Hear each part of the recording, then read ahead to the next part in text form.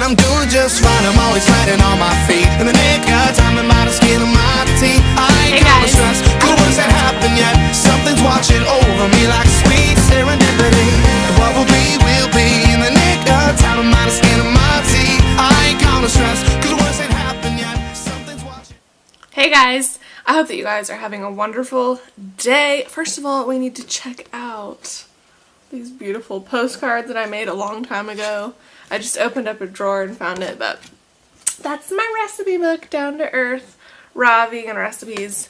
Always, the link is down below for that little self-promo, but anyway, on to the video. So I had a beautiful, beautiful, beautiful friend send me an article. So the title of the article is The Sugar Industry Secretly Paid for Favorable Harvard Research. Now, I didn't even have to read I have since read the article, but I didn't even have to read the article to be like, duh. I mean, that stuff happens all the time.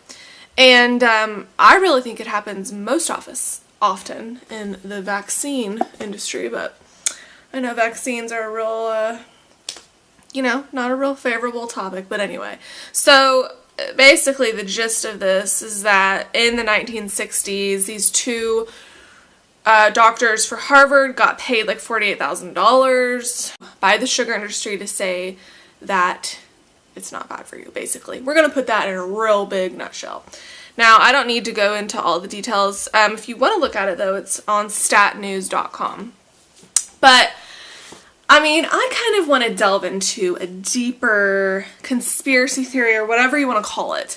And that is that so much of the, I don't know what you want to call it, like havoc that goes on in our world is government made. Like, for example, and I know that I'm definitely not the only one that thinks this, but the Ebola virus, I think that it was government and man-made.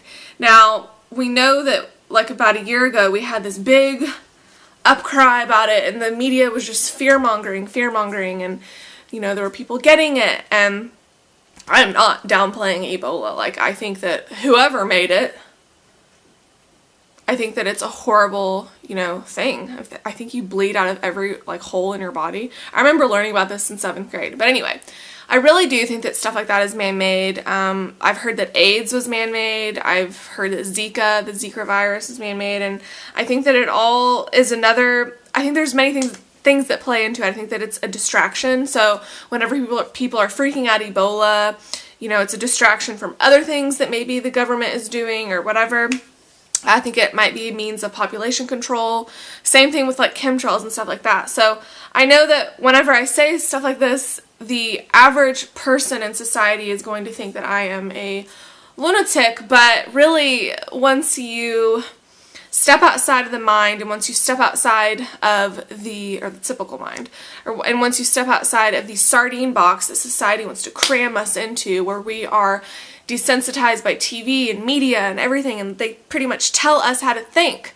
Once you step outside of that, you can breathe this breath of fresh air, and you're like, whoa, not everything that we've been told is true, right?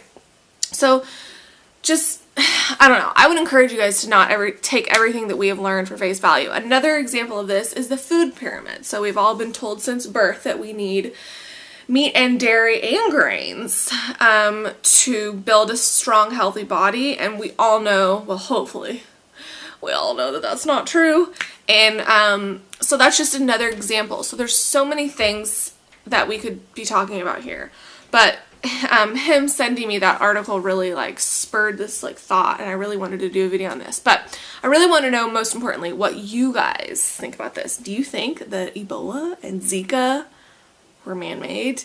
What do you think about chemtrails? What do you think about the research behind vaccines, or the lack thereof, really? But what do you guys think about it? I know I'm not the only conspiracy theory nut here, and really, I'm not a nut. I might be one of the only sane ones walking through this society.